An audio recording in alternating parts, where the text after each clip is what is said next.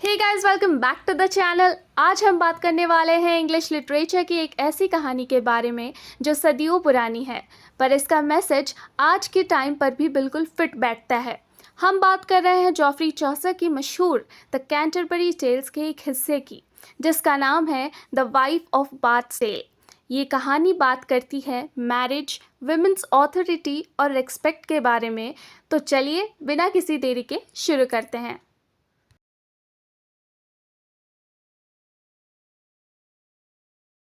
कहानी से पहले थोड़ा उनके बारे में जान लेते हैं जिन्होंने इसे लिखा है। जॉफ्री चौसर, इन्हें फादर ऑफ इंग्लिश लिटरेचर कहा जाता है। इन्होंने द कैंटरबरी टेल्स को मिडिल इंग्लिश में लिखा था, जब आज की मॉडर्न इंग्लिश एग्जिस्ट भी नहीं करती थी। सोचो, 14th सेंचुरी का ये बंदा उस ज़माने में ऐसी बातें लिख रहा था जो आज भी लोगों को सोचने पर मजबूर कर दे।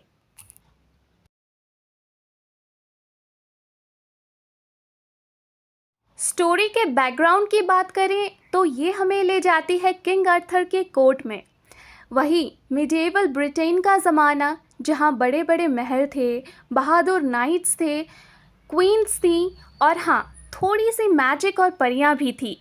एक perfect fairy tale setup, right? पर ट्विस्ट आगे है।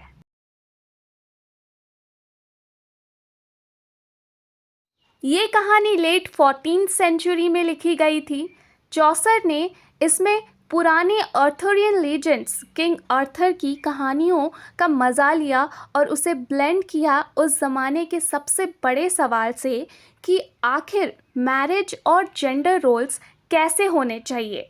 उस पीरियड के हिसाब से ये स्टोरी बहुत ही ज़्यादा रिवोल्यूशनरी थी।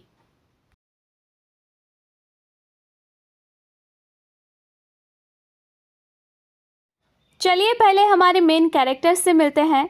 सबसे पहले है हमारी नैरेटर, वाइफ ऑफ बाथ, जो खुद एक बहुत बोल्ड और आउटस्पोकन औरत है। फिर है किंग अर्थर और उनकी क्वीन गुइनेवेर। स्टोरी का हीरो या कहूँ एंटी हीरो है एक यंग नाइट। और सबसे इम्पोर्टेंट कैरेक्टर है एक ओल्ड विमेन, जिसे लूडली लेडी भी कहा जाता है, और कुछ फेरी लेडीज़। अब आते हैं मेन स्टोरी पर। एक बार किंग अर्थर के एक यंग नाइट ने एक बहुत बड़ा क्राइम किया। उसने एक लड़की की इज्जत के साथ खिलवाड़ किया। किंग अर्थर गुस्से में उसे मौत की सज़ा सुनाने वाले थे, पर क्वीन गुइनेवेर ने बीच में आकर एक शर्त रखी। उन्होंने नाइट को 1 साल का वक्त दिया और कहा, अगर तुमने ये पता लगा लिया कि औरत को आखिर सबसे ज़्यादा क्या चाहिए, व्हाट वुमेन मोस्ट डिज़ायर, तो तुम्हारी जान बख्श दी जाएगी। नाइट बेचारा पूरा साल भटकता रहा। किसी ने कहा पैसे, किसी ने कहा कपड़े, तो किसी ने कहा खूबसूरती। कोई एक जवाब ही नहीं था। जब उसका आखिरी दिन बचा था, उसे जंगल में एक पुरानी बहुत ही बदसूरत बुढ़ी औरत, ओल्ड विमेन, मिली। उसने कहा, मैं तुझे सही जवाब दूंगी, पर बदले में तुझे मुझसे शादी करनी होगी। मरता क्या न करता, नाइट ने बेचारा हाँ कह दिया। कोर्ट में जाकर बुढ़ी औरत ने जवाब बताया, women desire sovereignty over their own lifes, यानी औरतें अपनी ज़िंदगी का कंट्रोल, अपनी आज़ादी खुद चाहती हैं। सब क्वींस एंड लेडीज़ ने एग्री किया और नाइट की जान बच गई। पर अब शर्त के मुताबिक नाइट को उस बुढ़ी औरत से शादी करनी पड़ी। सुहागरात पर नाइट बहुत दुखी था कि उसकी वाइफ इतनी बदसूरत है। तब उस औरत ने उसे एक चॉइस दी, या तो मैं ऐसे ही बदसूरत पर वफादार रहूं, या फिर खूबसूरत बन जाऊं पर तुम्हारे साथ धोखा करूं। नाइट ने सोच कर कहा, मैं ये डिसीजन तुम पर छोड़ता हूँ, जो तुम्हें ठीक लगे।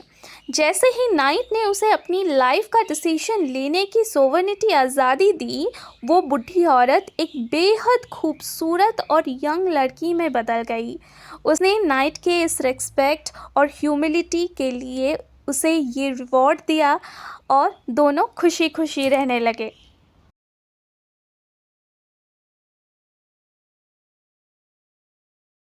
तो दोस्तों, इस कहानी से चौसर हमें क्या सिखाना चाहते हैं? सबसे पहला थीम है वुमेन सोवर्निटी यानी आज़ादी। दूसरा है मैरिज एंड इक्वलिटी कि रिश्ता बराबरी का होना चाहिए। और सबसे बड़ा लेसन इनर ब्यूटी, बदसूरत दिखने वाली औरत दिल की कितनी अच्छी थी और जब उसे रिस्पेक्ट मिली तो सब बदल गया।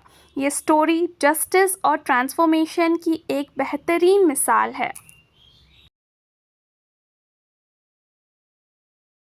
इन शॉर्ट ये कहानी हमें सिखाती है कि म्यूचुअल रिस्पेक्ट और इक्वलिटी ही एक खुशहाल रिलेशनशिप की चाबी है। चौसर ने उस ज़माने के पुराने स्टीरियोटाइप्स को चैलेंज किया था और एक बहुत बड़ा मोरल लेसन दिया। अगर आपको ये वीडियो पसंद आई और कहानी समझ में आई तो वीडियो को लाइक, शेयर और चैनल को सब्सक्राइब ज़रूर करना।